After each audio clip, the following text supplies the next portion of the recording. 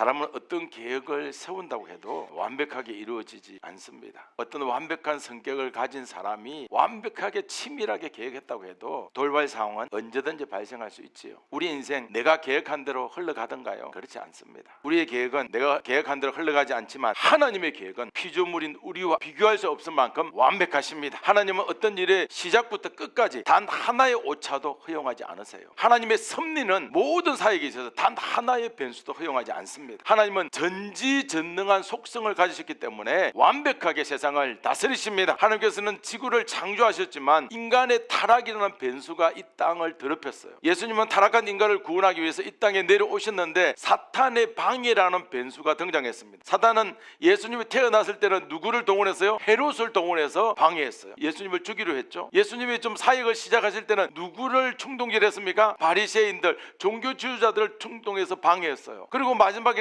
사랑하는 제자 가룟 유다 속에 예수님을 팔려는 생각까지 집어넣었어요. 예수님은 이 모든 변수 속에서도 결국 택한 백성들을 아름답고 좋은 땅으로 인도하여 주십니다. 하나님은 첫째 날부터 셋째 날까지만 철저하게 운행하시는 것이 아니라 창조의 전 과정, 구원의 전 과정을 완벽하게 섭리하십니다. 자, 오늘 말씀은 넷째 날에 이루어진 광명체의 창조부터 다섯째 날에 종류대로 창조하신 것, 여섯째 날에 종류대로 창조하신 피조물에 대해서 언급하고 있습니다. 이 세상을 다스리시는 예수님의 전능하심을 우리 함께 만나보기로 하겠습니다. 창세기 1장 14절을 읽어봅니다. 시작. 하나님이 이르시되 하늘의 궁창에 광명체들이 있어 낮과 밤을 나뉘게 하고 그것들로 징조와 계절과 날과 해를 이루게 하라. 아멘. 여기서 하늘의 궁창은 하늘 위의 하늘이라고 표현할 수 있어요. 예수를 믿지 않는 합리적인 사고를 하려고 하는 사람들은 14절에 나오는 이 말씀을 첫째 날에 창조된 우주라는 빈 공간에 해와 달과 별들을 집어넣었다, 그런 모습이라고 해석해요. 잘못된 해석이죠. 이 잘못된 해석은 첫째 날부터 셋째 날까지는 뭐가 없었어요? 해가 없었어요. 태양이 없었어요. 태양이 없으니까 하루는 하나님의 명령에 의해서 된다. 다른 말로 하면 지구가 자전을 했다는 거예요? 안 했다는 거예요? 안 했다는 거예요. 또한 오늘 14절에 나오는 징조와 계절과 날과 해에 대해서는 이거 사람을 위한 것이다, 이렇게 했어요. 아니에요. 이런 해석들은 예수님을 염두에 두지 않는 인간의 다양한 생각을 정리한 것에 지나지 않아요. 인간 중심으로 성경을 해석해서 인간 중심으로 모든 것을 판단하는 어리석음을 범하고 있습니다. 성경은 하나님께서 구원자에 대해서 말씀하기 위해서 기록한 특별 계시예요. 성경은 모든 창조의 과정을 자세하게 설명하지 않는다는 특징이 있습니다. 성경은 분명히 인간이 사용하는 언어로 기록되지만 성경을 읽는 모든 자들이 구원자를 발견하지 못합니다. 어떤 자는 창세기를 인간의 기운을 밝히는 책이라고 했고, 어떤 자는 창세기를 과학에 대한 새로운 해석 정도로 생각했고, 어떤 자는 창조 신화가 있는데 이 세상을 만든 신화 중에 하나일 뿐이라고 일축하기도 했어요. 성경은 각 나라의 언어로 많이 번역되어 있어요. 지금은 전 세계 어디 가나 성경을 볼 수 있어요. 마음만 먹으면 언제든지 성경을 읽을 수 있는데, 그런데 읽는 사람마다 천차만별로 반응이 달라져요. 이러한 현상이 나타나는 이유는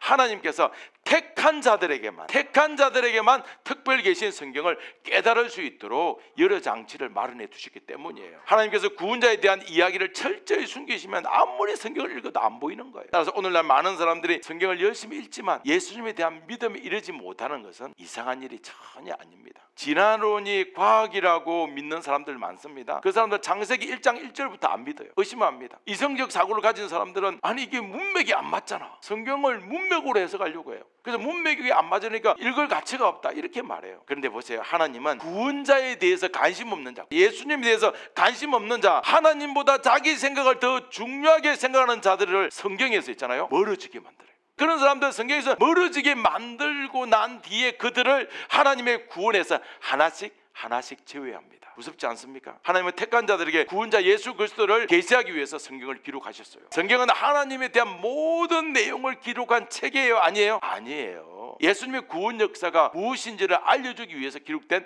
특별 계시입니다. 창세기는 인간의 과학이나 역사를 자세히 설명하기 위해서 기록된 그런 목적이 아니에요. 예수님이 어떤 사역을 행하셨는가, 이것을 말하는 책이에요. 그러면 우리는 논리적으로 하나님을 이해하려고 하는 이런 어리석은 생각을 내려놓는 훈련이 필요해요. 하나님은 논리로 파악할 수 없어요. 우리 이성으로는 절대 알 수 없는 창조주이십니다. 하나님께서 우주를 몇째 날에 만들었어요? 첫째 날에 만들지 않았어요. 넷째 날에 만들었습니다. 창세기 1장 1절에서 태초에 하나님이 천지를 창조하시니라, 그러니까 하늘천 아니냐, 우주 아니냐라고 말을 하는데 여기 우주가 아니에요. 첫째 날에 하나님께서 지구만 딸랑 창조하신 게 아니라 지구를 둘러싸고 있는 하늘과 대기권까지 만든 거예요. 대기권은 우주가 아니에요. 여기서 천은 대기권을 의미해요. 우리가 볼 수 있는 하늘과 대기권도 함께 창조하셨어요.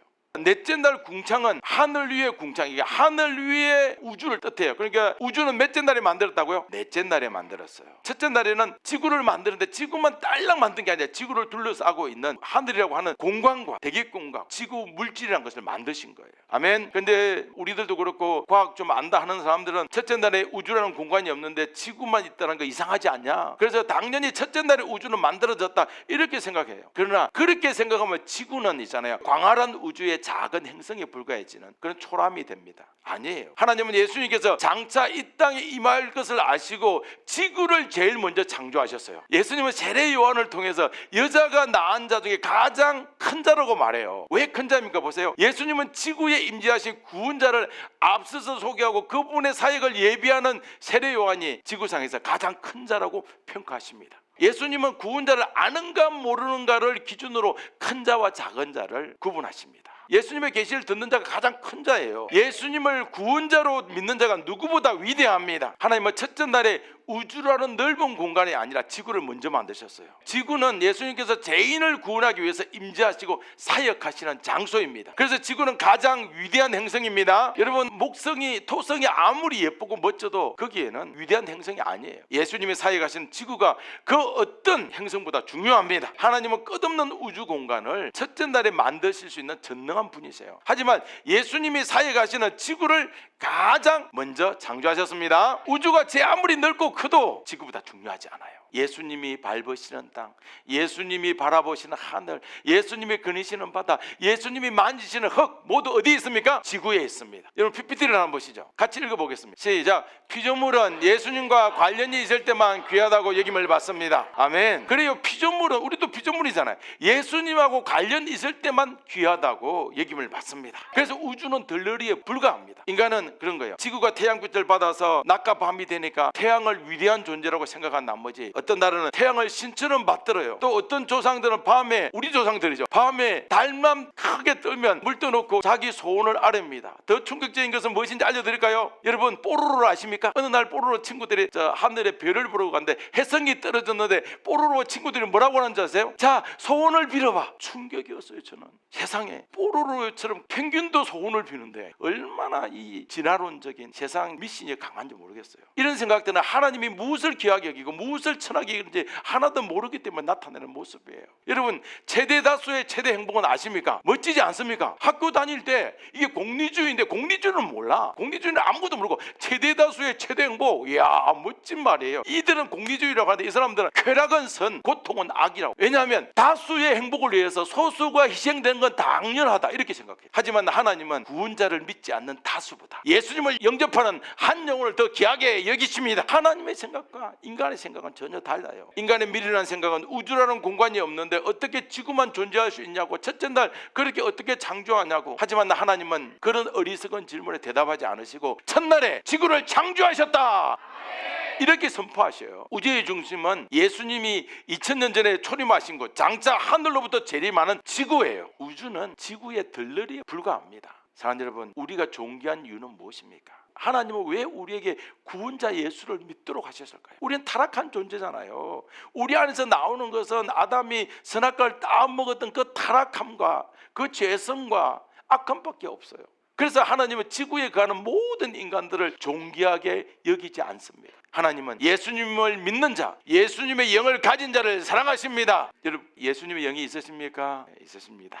그러므로 우리의 존귀함과 비천함은 오직 예수님께 달려 있습니다. 예수님은 낮고 천한 지구에 임하셔서 타락한 우리를 대신해서 죽으심으로 세상 그 누구보다 존귀한 자로 우리를 바꿔주셨습니다. 우주의 중심이 지구인 것처럼 세상의 중심은 다른 사람이 아닌 예수님을 믿는 바로 저와 여러분들입니다. 15절 16절을 읽어보겠습니다. 시작. 또 광명체들이 하늘의 궁창에 있어 땅을 비추라 하시니 그대로 되니라. 하나님이 두 큰 광명체를 만드사 큰 광명체로 낮을 주관하게 하시고 작은 광명체로 밤을 주관하게 하시며 또 별들을 만드시고. 아멘. 자전은 몇째 날부터 시작됐어요? 첫째 날부터 시작됐어요. 넷째 날이 아니에요. 세상 사람들은 첫째 날부터 자전 안 했다고 그래요. 첫째 날부터 지금의 하루와 같은 개념을 만드셨어요. 지구를 만드시고 지구가 그때부터 자전을 시작하는 거예요. 자전은 태양의 중력 때문에 돌아가는 게 아니에요. 예수님께서 돌리시는 거예요. 하루는 광명체를 중심으로 생긴 것이 아니라 시간의 주인이신 하나님으로부터 출발한 개념입니다. 하나님은 날이라는 개념을 먼저 만드셨어요. 그리고 넷째 날에 오늘의 하루의 기준이 되는 태양과 달을 그날에 만들어서 그 의미를 더 선명하게 해준 것 뿐이에요. 성경은 16절 보십시오. 16절에 뭘 만드시고? 별들을 만드시고. 이 두 단어로 간단하게 별들을 만드시고, 이 두 단어로 하늘의 우주의 수많은 별과 은하계, 수많은 안드로메다, 우리 은하계, 수많은 은하계를 몇 개의 단어? 두 단어. 별들을 만드시고, 이 단어로 수많은 우주를 창조하시는 거예요. 그 넓고 넓은 우주, 정말 넓은 우주를 창조하는데 딱 몇 단어? 두 단어예요. 이게 정말 중요합니다. 하나님은 인간들이 대단하다고 얘기하는 우주 창조는 두 단어로 만드시고, 지구에 대해서는 말할 수 없도록 길게 해요. 첫째 날 전부 다 지구 이야기죠. 둘째 날 지구 이야기입니다. 셋째 날 지구 이야기야. 넷째 날에 그 내용도 좀 빼고, 그러면 다섯째 날, 여섯째 날 전부 다 지구 이야기. 근데 우주 만드는 말씀은 별들을 만드시고, 두 단어. 16절에 그 별들을 만드시고 이 단어도요, 만약에 이 별이, 우주 중에 이 별들이 예수님하고 관련 없었다면 기록될 필요도 없었어요. 세상의 모든 피조물들은 예수님을 드러낼 때 가치가 있습니다. 오늘 제목이 예수님과 상관 있는 사람, 상관 있는 피조물인데요, 예수님과 상관없는 피조물은 세상의 중심이 아니에요. 들러리예요. 변두리예요. 조연에 지나지 않습니다. 우주에 있는 해와 달과 별은 모두 광명체라고 해요. 빛을 비추든지 어떤 반사에서 나타내든지 이 광명체들이 비추는 것은 우주의 한 곳이, 어느 한 공간이 아니에요. 어디입니까? 지구예요. 광명체들이 존재하는 이유는 누구 때문? 지구 때문이에요. 하나님은 지구가 우주의 중심이고 광활한 우주는 들러리에 불과함을 거듭 강조하십니다. 광명체는 뭘 하냐? 징조와 계절과 날과 해를 이루기 위해서 존재해요. 그러니까 태양과 달은 지구가 메인이니까 메인인 지구를 위해서 존재하는 서버의 개념이에요. 하나님은 태양과 달과 또 별이 뜨면서 밤과 낮이 계속되도록, 반복되도록 지구에 사는 우리를 위해서 광명체들을 만드셨습니다. 아멘. 지구가 태양을 한 바퀴 도는데 며칠 걸립니까? 365일이 그렇죠. 이걸 한 해라고 그럽니다. 우리는 태양을 중심으로 지구가 공전하기 때문에 태양이 중요하고 태양이 메인이라고 착각할 수 있어요. 그러나 우리가 분명히 알아야 할 것은 언제나 예수님과 관련 있는 피조물이 중요하다는 사실이에요. 여러분은 예수님과 관련이 있습니까? 아멘. 자, 한 해, 날, 계절, 징조는 모두 예수님하고 관련이 있어요. 해와 달도 모두 예수님의 사역에 대해서 말하기 위해서 성경에 기록되었습니다. 우리 요한복음 9장 4절입니다. 시작. 때가 아직 낮이며 나를 보내신 이의 일을 우리가 해야 하리라. 밤이 오리니 그때는 아무도 일할 수 없느니라. 아멘. 예수님은 제자들에게 낮에는 보내신 이의 일을 하고 밤에는 아무것도 일할 수 없다고 말씀하십니다. 그러면 예수님께서 낮에는 일하고 밤에는 쉬어야 한다는 일반 계시의 수준으로 말씀하신 게 아니에요. 이게 무슨 말이냐면 예수님의 계시가 비춰질 때가 언제다? 낮이다. 예수님의 계시가 비춰질 때가 낮이라는 사인을 보내시는 말씀이에요. 예수님은 가룟 유다가 자기를 팔 때 그때 성경은 뭐라고 나오죠? 밤이다. 실제로도 밤이었어요. 더 정확한 의미는 징조와 관련이 있는 거예요. 어두운 밤에 다니면 실족한다는 의미로, 야, 밤에 다니니까 넘어질 수 있다, 후레쉬 갖고 다니라, 이런 뜻이 아니에요. 밤은 무슨 뜻입니까?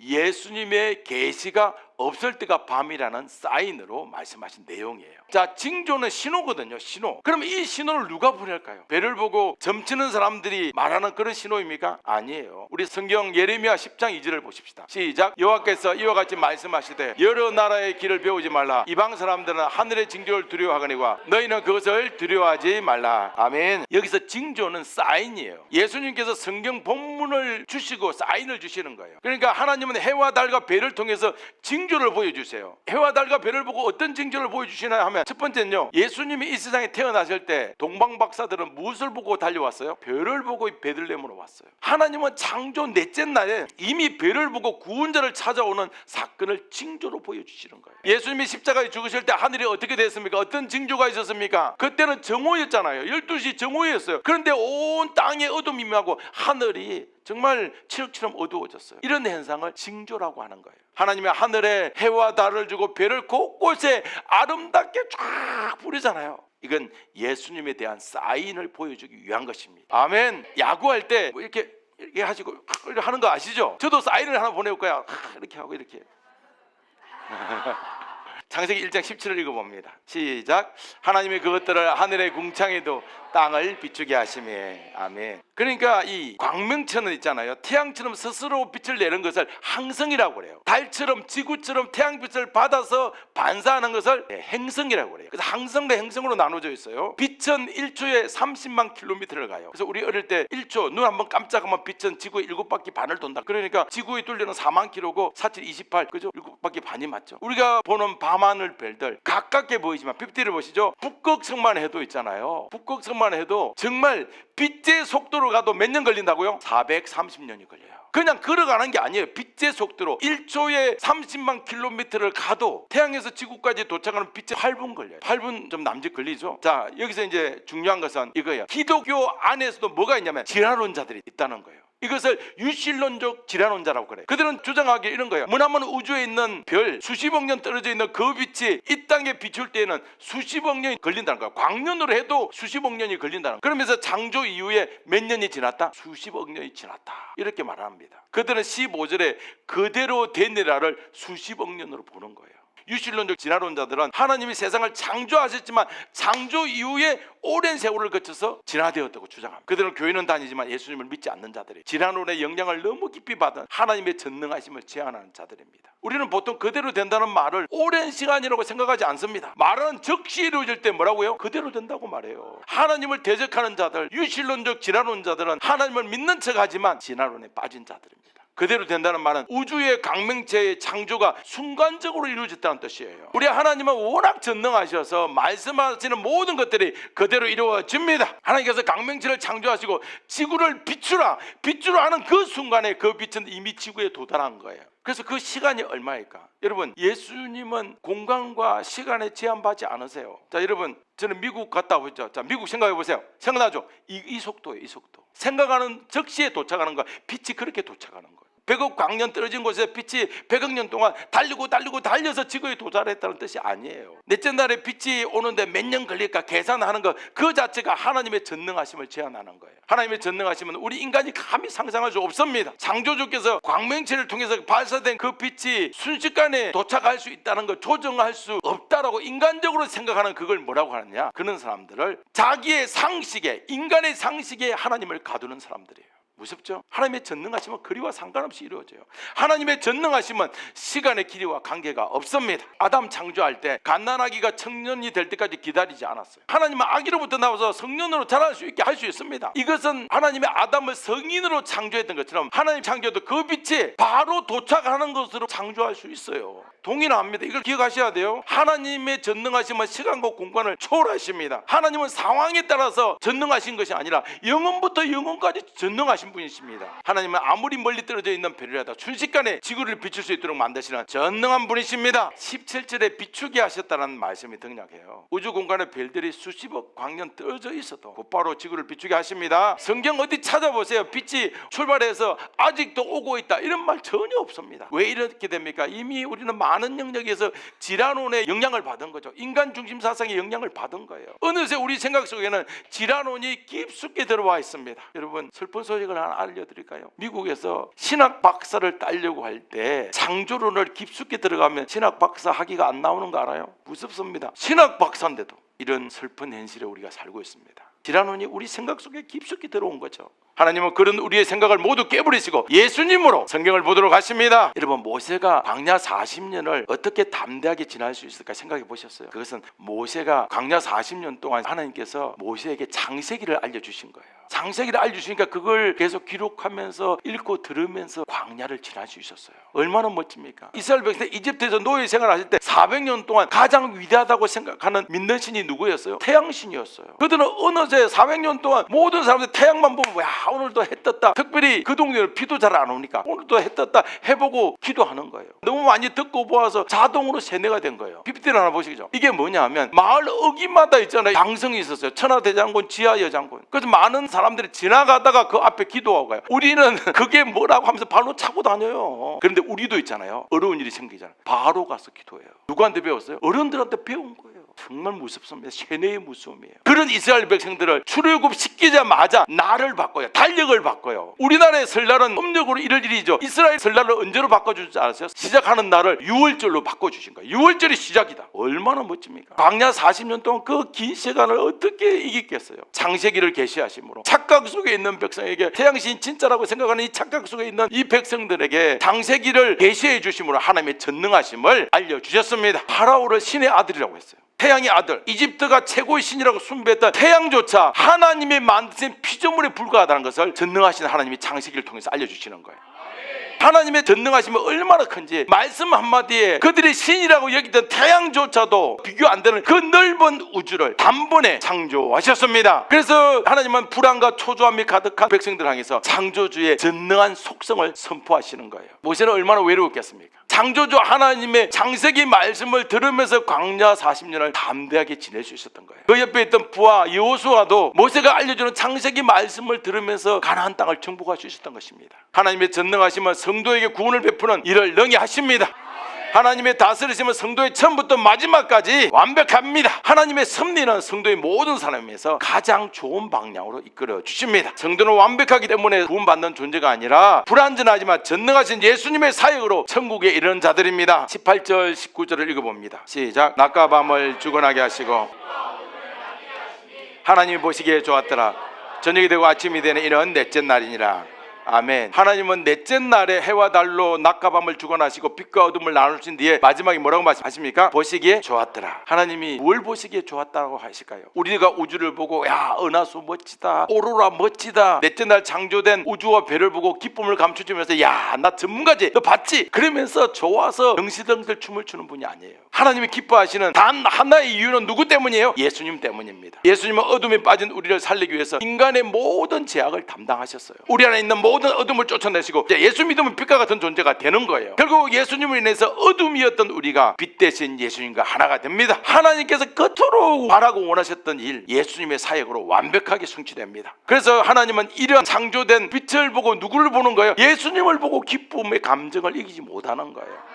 사랑하는 여러분, 성경은 인간이 원하는 모든 것을 설명해주는 백과사전이나 과학 교과서가 아니에요. 성경은 하나님에 대한 모든 진리가 아니라 구원에 이르는 진리를 가르쳐줍니다. 하나님은 넷째 날의 창조를 통해서 인간의 상식을 깨요. 인간의 이성을 깨부숩니다. 왜냐하면 첫째 날 지구를 만드시고 우리는 우주를 만들어야 된다고 생각해야 되잖아요. 아니에요. 넷째 날에 이르러서야 지구를 만든 거예요. 여러분, 나무들이 강화순 작용을 해야 되잖아요. 태양을 만들고 나무를 만들어야 되잖아요. 아니에요. 나무를 만들어 채소와 나무를 만들어 놓고 강압성 작용하는 태양은 넷째 날 만들었어요. 셋째 날에 식물을 만드시고 우리의 이성을 깨죠. 하나님의 전능하심은 인간의 생각을 완전히 거꾸로 뒤집어 놓습니다. 하나님은 이런 일을 능히 하실 수 있는 분이십니다. 성경은 하나님의 전능하신 창조 역사를 인간이 이해할 수 있도록 자세하게 설명해 놓지 않으셨어요. 하나님은 창조에 대해서 어리석은 자들에게 일일이 알려줘야 될 의무가 없습니다. 하나님께서 설명하지 않아도 택한 자들은 창조 역사를 믿고 경배합니다. 하나님은 구원과 아무런 상관없는 이야기를 성경에 기록하지 않았어요. 타락한 인간은 하나님에 대한 모든 것을 알 수 없을 뿐만 아니라 안다고 해도 예수님을 믿는 존재가 아닙니다.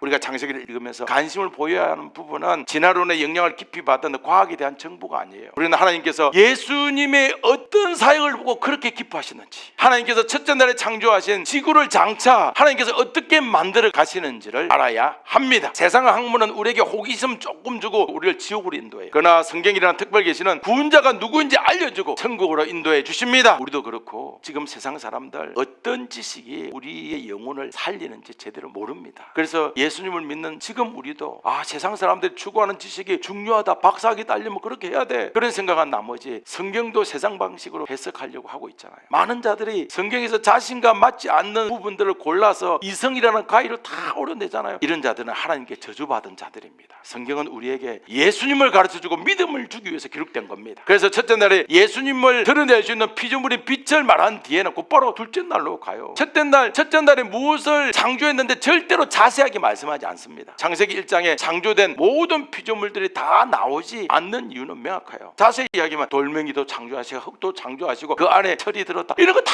기록 안 하세요. 그 안에 금덩이가 얼마나 들은 게 기록 안 하세요. 예수님의 캐릭터를 통해서 구원자의 사역을 말하면 바로 다음 날로 넘어가는 거예요. 성경은 일반 계시가 아니라 창조된 피조물이 예수님의 어떤 캐릭터를 뜻하는지 가르쳐주는 특별히 계십니다. 우리는 창세기를 통해서 예수님을 반드시 만나야 합니다. 20절을 읽어봅니다. 시작. 물드는 생물을 번성하게 하라. 땅 위에 하늘에는 궁창에 새가 나르라 하시고. 길고 복잡하게 설명하지 않고 오늘 20절 끝에 보면 새가 나르라 이거 있잖아요. 엄청 복잡한 문제예요. 여러분 생각해 보세요. 모든 새들에게 먹이도 지정해 줘야 되잖아요. 새가 종류가 얼마나 많습니까? 먹이도 지정해 줘야 되죠. 돌아다니는 영역 높이까지도 정해 주는 거예요. 이런 복잡함이 있는 거예요. 이런 세세한 부분까지 고려한다면 얼마나 새들의 창조가 힘든지 알 수가 있습니다. 따라서 어떤 명령을 내릴 때는 전체적인 계획을 모두 알지 못하면 짧고 간단하게 명령을 못 내리는 거예요. 하나님은 전능하시기 때문에 간단해 보이는 말씀 속에 피조물에 대한 모든 지혜와 처음부터 마지막까지의 모든 계획을 드러내십니다. 하나님 말씀하시는 동시에 그 모든 역사는 즉각적으로 곧바로 이루어졌습니다. 생각해 보세요. 우리가 일일이 숫자도 세기 힘든 바다의 물고기, 하늘의 새 하나하나 설계해서 창조할 수 있는 분은 하나님 외에는 없습니다. 21절을 볼까요? 시작. 하나님의 큰 바다 짐승들과 물에서 번성하는 움직이는 모든 생물을 그 종류대로 날개 있는 모든 새를 그 종류대로 창조하시니 하나님이 보시기 좋았더라. 아멘. 21절에 나오는 그 큰 바다 짐승들 고래와 같은 큰 종류겠죠. 그러니까 이것은 종류대로 창조하신 하나님의 역사입니다. 그림을 보시죠. 여러분 하늘의 가창 오리떼의 군무에 멋지지 않습니까? 와 이거 보고 멋지다. 그 다음 질서가 멋지지 않습니까? 새들이 이렇게 줄을 맞추고 가다니 너무 멋지다. 다음을 보세요. 홍학의 아름다워 이거 황홀하잖아요. 근데 하나님은 이런 장면을 보고 보시기에 좋았더라 말하시는 분이 아니에요. 예수님은 새 중에서 비둘기를 예수님을 표현합니다. 우리에게 비둘기는 평화의 상징이지만 성경은 희생제물인 비둘기를 통해서 장차 죄인을 위해서 대속하실 하나님의 캐릭터를 설명합니다. 또 그 다음에 독수리 늠름하잖아요. 독수리는 위에서 아래를 내려다봐요. 독수리도 마찬가지로 예수님의 캐릭터를 의미해요. 요한복음에서 예수님과 유대인들의 대화를 보면 유대인들은 사실을 말하지만 예수님은 진리를 말해요. 그러면서 그들 속에 있는 독수리의 눈으로 내려다보듯이 그들 속에 있는 욕심, 죄와 봅니다. 선지자 역할을 감당하는 거예요. 독수리가 예수님의 캐릭터를 상징하니까 많은 새들 보고 뭐라고 하시는 거죠? 좋았더라 하시는 거예요. 22절 23절입니다. 하나님이 그들에게 복을 주시며 이르시되 생육하고 번성하여 여러 바닷물에 충만하라. 새들도 땅에 번성하라. 저녁이 되고 아침이 되는 이는 다섯째 날이라. 아멘. 기존 해석은 6일 동안 창조가 무슨 뜻인지 몰라서 해석을 깨 맞추려고 해서 그림을 보시죠. 예를 들면 이런 거예요. 왼쪽에 보이는 게 첫째 날에 빛을 만들죠. 그러니까 넷째 날과 관련이 있다는 거죠. 첫째 날에 빛을 만드니까 넷째 날에 진짜 관련된 것을 만들었다. 봐라. 둘째 날은 뭐죠? 하늘도 만들고 물을 만드니까 새와 물고기를 만들었다. 봐라. 그리고 또 셋째 날은 땅을 만드니까 땅 위에 생물들을 만들었다. 동물로 만들었다. 봐라. 그러니까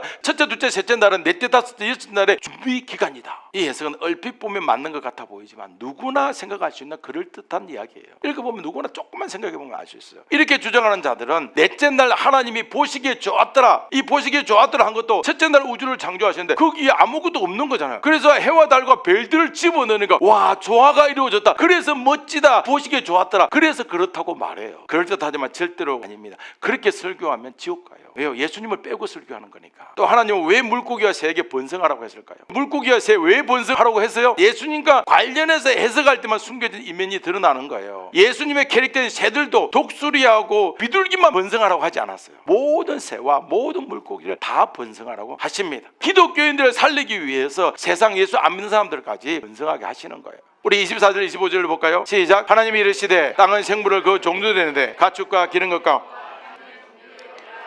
그대로 되니라. 하나님이 땅의 짐승을 그 종류대로 가축을 그 종류대로 땅에 기는 모든 것을 그 종류대로 만드시니 하나님 보시기에 좋았더라. 아멘. 진화론은 단세포의 시작에서 지금의 복잡하고 다양한 생물들도 진화되었다고 주장합니다. 단 하나의 증거조차 진화의 단 하나의 증거조차 없습니다. 지금 아셔야 돼요. 이것은 전부 다 과학적 상상에 지나지 않아요. 과학적 상상을 다른 말로 하면 뭔지 아세요? 미신이라는 거예요. 미신. 진화론은 과학이 아니라 뭐예요? 미신이에요. 증거도 없는데 믿어요. 미신이에요. 창세기 1장에서 종류라는 단어가 반복해서 나와요. 셋째 날의 식물, 다섯째 날의 물고기와 새 종류대로, 여섯째 날에 땅에 거하는 동물들, 그리고 땅에 기른 것들 종류대로 만들어요. 종류대로 창조된 짐승들은 각기 다른 모양이에요. 종류대로 창조된 모든 가축과 땅에 기른 것들은 처음부터 하나님의 명확한 섭리 가운데 창조되었어요. 가축과 들짐승은 같아요? 달라요? 달라요. 교과서나 세상은 가축의 의미를 야생동물이 순화되고 개량되어서 가축이 되었다고 그래요. 그러나 가축과 짐승은 처음부터 다른 존재예요. 개는 집에서 기를 수 있지만 들개는 반려견처럼 키울 수 없어요. 하나님은 처음부터 가축과 짐승을 구분했는데 지나온 자들은 짐승들이 인간들과 살면서 가축이 되었다고 그래요. 제안하는 거 두 가지를 보세요. A 그룹입니다. 첫 번째 그룹, 갇혀서 살아요. 묶여서 살아요. 때로는 매를 맞기도 하고 먹는 것도 마음껏 못 먹고 주는 대로 먹어야 하고 가고 싶은 곳 마음대로 못 가고 멋대로 가다가 잡혀서 억압이 있는 상황, A 상황이에요. B 상황, 자유롭고 먹고 싶은 거 먹고 가고 싶은 데 가고 마음껏 뛰어다니고 자유와 기쁨이 있는 것. 이 둘 중에 A가 아름답습니까? B가 아름답습니까? 첫 번째 부류는 누굽니까? 집에서 기르는 소예요. 두 번째 부류는 야생에서 자라는 벌소입니다. 자유롭게 사는 동물이 나 갇히고 싶어, 매 맞고 싶어 해서 사람한테 와서 진화된 거예요. 이상하지 않아요? 오히려 가축이 야생의 자유로 진화해야 되지 않겠어요? 그러니까 진화론은 말도 안 돼요. 그래서 미신이라는 거예요. 하나님 이렇게 종류대로 창조된 가축과 기른 것과 짐승들을 보고 기뻐하십니다. 그 다음에 하나님이 그 짐승들을 볼 때 와, 줄 잘 쓰고 웅장하다, 아니면 짐승들이 내가 만드는 짐승들이 봐라 안 싸우지, 질서가 있지, 그러면서 좋아하신 게 아니에요. 반복해서 말하지만 하나님은 피조물로 인해서 기뻐하지 않습니다. 반복해서 말합니다. 하나님은 피조물로 인해서 기뻐하지 않습니다. 나로 인해서 기뻐하지 않는데 누구를 위해서 기뻐하냐면 하나님에게 있어서 기쁨의 근원은 곧 삼위 하나님 예수님의 사역입니다. 예수님은 가축과 짐승의 특징을 통해서 자신을 드러내죠. 이스라엘 백성은 양과 소를 대신해서 희생제물을 드렸잖아요. 그리고 죄를 용서받았습니다. 예수님은 가축 중에서 양과 염소로 나타나셔요. 예수님의 캐릭터 중에서 가장 유명한 것 하나가 어린 양이에요. 어린 양은 제사를 지낼 때 끌고 갈 때 죽으러 가는 거 알고 소들은 버텨요. 염소도 잘 버텨요. 근데 양은 안 버텨요. 그냥 저항 없이 갑니다. 모든 죄인의 죄를 대신 짊어 죽으시는 사역을 감당하세요. 예수님은 그 과정에서 기꺼이 죽으십니다. 우리 이사야 53장 7절로 보세요. 우리 크게 읽어봅니다. 시작. 그가 곤욕을 당하여 괴로울 때도 그의 입을 열지 아니하였으며 마치 도수장으로 끌려가는 어린 양과 털 깎는 자 앞에서 잠잠한 양같이 그의 입을 열지 아니하였도다. 아멘. 예수 그 어린 양의 모습을 묘사하고 있어요. 짐승 중에는 사자가 예수님의 캐릭터를 대변해요. 왕 중의 왕이잖아요. 만왕의 왕이 예수님이십니다. 예수님의 사역을 드러냈기 때문에 동물들을 보시고 뭐라고요? 좋았다.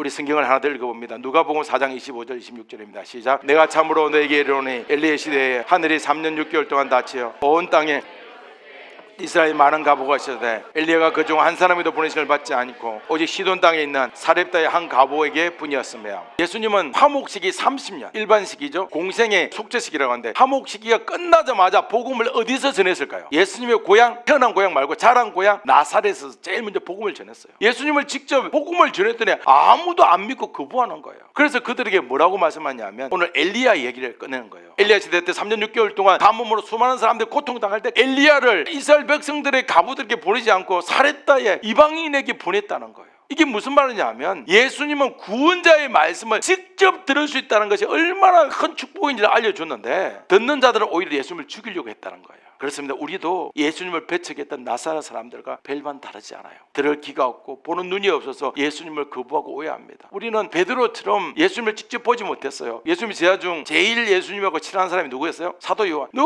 예수님한테 기대가지고 우리는 그런 기대지 못했어요. 그런데 PPT를 하나 보시죠. 그런데 2000년이 지난 지금 이 시대에, 이 혼탁한 시대에 창세기를 특별 계시인 예수님으로 지금 보도록 하십니다. 창세기를 예수님으로 보도록 하시는 이거 예수님을 직접 보는 거하고 똑같아요. 만약에 우리가 창세기를 예수님으로 못 보면 나사렛 사람들과 똑같아지는 거예요. 하나님이 주신 복은 이 땅에서 얻을 수 있는 성공이 아니에요. 다른 피조물의 인정을 받는 거 아니에요. 사람의 인정을 받고 칭찬받는 게 성공이 아닙니다. 예제가 낳은 자 중 가장 큰 자는 예수님을 누구로 소개한 자예요? 메시아로 소개하는 자예요. 구원자로 소개하는 자예요. 피조물 중에서 가장 큰 복을 받은 자는 우리를 창조하신 분, 우리를 구원하신 분이 누구인지를 아는 자입니다. 우리가 성경을 통해서 창조주이자 구원자이신 예수님을 만난다면 이 땅에는 어떤 존재보다 큰 복을 받은 자입니다. 지식이 부족하고 우리가 연약해도 즐거운 이유는 오직 예수님 때문입니다. 누구 때문에 즐겁습니까? 예수님. 아멘. 성경이 예수님으로 보인다면 그 눈은 세상 무엇과도 비교할 수 없는 복된 눈입니다. 예수님은 사렙다 가보처럼 은혜 받을 자격이 하나도 없는, 전혀 없는 우리에게 넘치도록 큰 사랑의 선물을 주셨습니다. 그래서 우리는 뭐 해야 합니까? 하나님 앞에서 내가 죄인임을 끊임없이 고백해야 합니다. 이런 우리를 사망에서 건져주신 예수님께 영광 돌리는 행동을 멈추지 말아야 합니다. 계속되어야 합니다. 회개가 계속되어야 되고 죄인임을 고백하는 것이 계속되어야 합니다. To be continue. 계속되어야 합니다. 사랑하는 여러분, 창세기를 통해서 특별히 계신 예수님을 알려주는 진짜 선물을 받은 우리입니다. 예수님을 많이 소개해 주시기 바랍니다.